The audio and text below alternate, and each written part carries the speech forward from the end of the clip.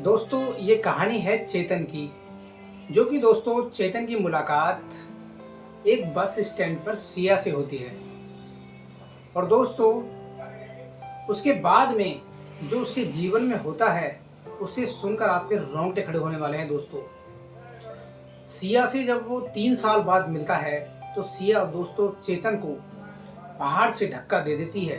और दोस्तों जो चेतन होता है उसका जीवन पूरी तरह से दोस्तों बर्बाद हो जाता है, वो खत्म हो जाता है। दोस्तों तो इस कहानी को दोस्तों अच्छे तरीके से जानते हैं।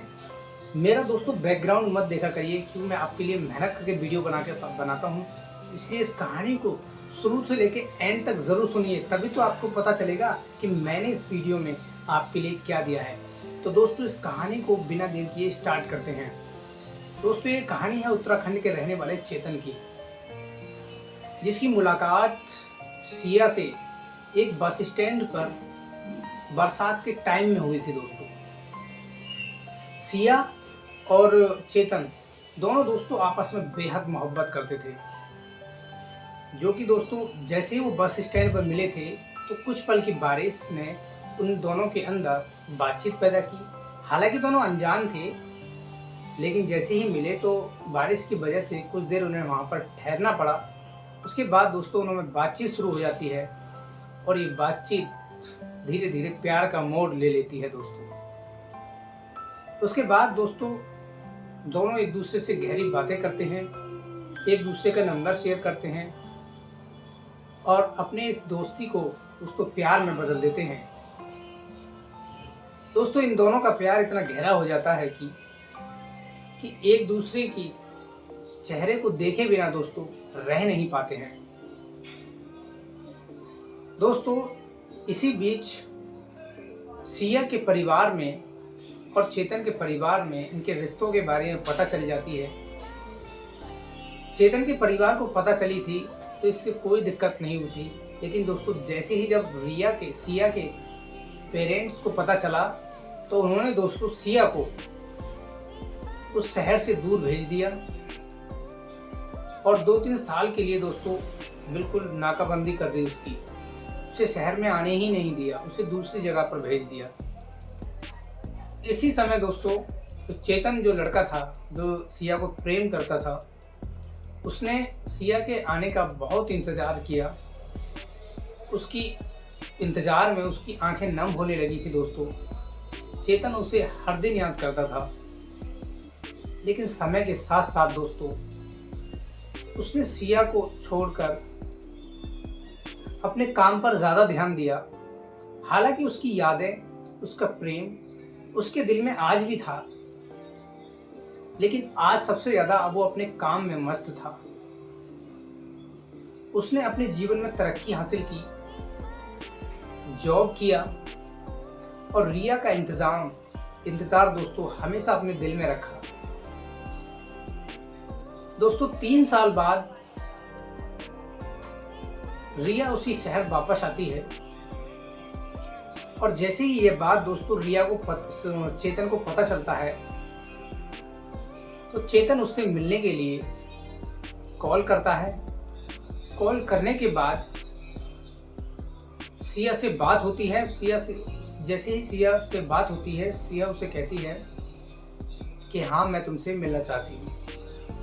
लेकिन दोस्तों सिया किसी और से प्रेम कर चुकी थी, क्योंकि उसके माता पिता ने जिसे हम भेजा था अपने परिवार के दबाव में आकर, जिसके परिवार वाले उस लड़के से उसकी शादी कराना चाहते थे, उसके दबाव में आकर दोस्तों अपने परिवार के दबाव में आकर वो उससे प्यार कर बैठी थी, एक लड़के से बातें करती थी। लेकिन दोस्तों इस रिश्ते के बारे में चेतन को कुछ भी पता नहीं था। चेतन केवल इतना जानता था कि सिया केवल मुझसे ही प्यार करती है, लेकिन ऐसा नहीं था। दोस्तों सिया जो थी जब अपने घर से 3 साल दूर रही थी तो वहाँ पर किसी लड़के से अटैच हुई। अटैच दोस्तों इसलिए हुई थी क्योंकि उसके ऊपर अपने परिवार का प्रेशर था। इस वजह से उनके दबाव में आकर उसने ऐसा काम किया। दोस्तों कुछ समय बाद फ़ोन पर बात होती है। बात होने के बाद में चेतन उससे मिलने के लिए, सिया से मिलने के लिए दोस्तों जाता है। और जिस जगह पर वो जाते हैं वो पहाड़ी इलाका होता है। पहाड़ी के ऊपर चट्टान पे जाके सबसे ऊंची करीब 200 के 250 मीटर के आसपास ऊंचाई होती है। वहाँ पर दोस्तों जाता है। जाने के बाद में दोस्तों सिया से मिलता है। सिया से मिलकर बातें करता है। बातें करते करते दोस्तों धीरे धीरे सिया जो होती है उसे अपनी मीठी मीठी बातों में लगाती है। और फिर दोस्तों जैसे ही सिया और चेतन जो होता है दोस्तों उससे बात करने की कोशिश करता है, उस समय तो वो बहुत मीठी मीठी बातें करती है। लेकिन जैसे ही पहाड़ का किनारा नज़दीक आता है, अचानक से दोस्तों सिया उसे चेतन को उस पहाड़ी से धक्का दे देती है।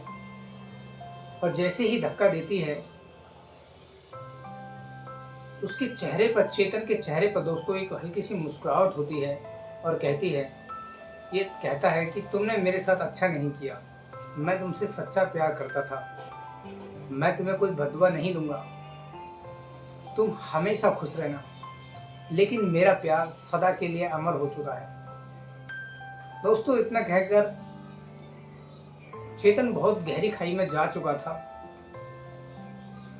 और उधर दोस्तों सिया की आंखें भी नम हो चुकी थी। उसे भी अपनी गलती का पछतावा हो रहा था।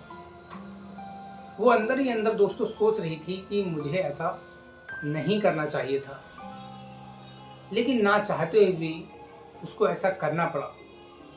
क्योंकि दोस्तों सिया सोच रही थी यदि चेतन मेरे जीवन में वापस आ गया है और उधर वो लड़का भी है, यदि चेतन मेरे पास रहा, मेरे साथ हुआ, तो सब कुछ बिखर जाएगा। इस वजह से दोस्तों सिया ने चेतन को धक्का मारा। लेकिन धक्का मारने के बाद चेतन तो दोस्तों दुनिया छोड़कर जा चुका था। लेकिन इधर सिया भी चैन से जी नहीं पा रही थी। उसे अपने आप पर बहुत रिग्रेट फील हो रहा था दोस्तों। बहुत ही गुस्सा भी आ रहा था और सबसे बड़ा सबक भी मिल रहा था।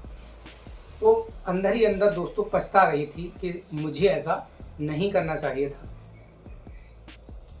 दोस्तों इसीलिए कहते हैं कि यदि आप किसी से प्रेम कर रहे हो तो सच्चा करो, उसे निभाने की ताकत रखो। यदि तुम ऐसा नहीं कर सकते हो तो कभी किसी को बीच सफर में धोखा मत दो। और यदि किसी से प्यार कर भी रहे हो तो अपने घर की इजाज़त, परमिशन लेकर ही करें, ताकि किसी के बेटे की निर्दोष की जान ना जाए और आपको भी अपना मनपसंद इंसान मिले। लेकिन दोस्तों कहते हैं ना कि प्यार घर वालों से पूछ कर थोड़ी किया जाता है। लड़की का एक बयान लड़के का पूरा जीवन को खराब कर सकता है दोस्तों।